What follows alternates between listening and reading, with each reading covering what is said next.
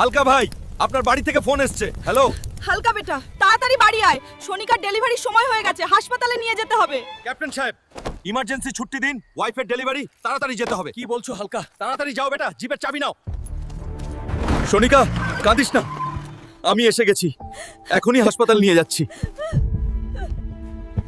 সোনিকা, কাঁদিস না, কিচ্ছু হবে না। ডাক্তার সাহেব কোথায়? তাড়াতাড়ি আসুন, এটা সিরিয়াস কেস, সিজার করতে হবে। হালকা বেটা, টেনশন করিস না, আল্লাহর উপর ভরসা রাখ, সব ঠিক হয়ে যাবে। হ্যালো, কে? হালকা, তোমাকে আজ রাতের মধ্যে ডিউটি জয়েন করতে হবে। পাকিস্তান থেকে বর্ডারে হামলা করেছে, শিগগিরই চলে আস। বেটা, তুই কোথায় যাচ্ছিস? শনিকাকে এই হালতে ছেড়ে? মা, আমাকে রোকো না, এক ফৌজির জন্য দেশই সব। আপনি আমার জন্য দোয়া করুন। হালকা, বর্ডারের হালত পুরোপুরি বিগড়ে গেছে, এখনই রুখতে হবে, না হলে ভারতের জন্য মারাত্মক বিপদ। তাড়াতাড়ি পজিশন নে।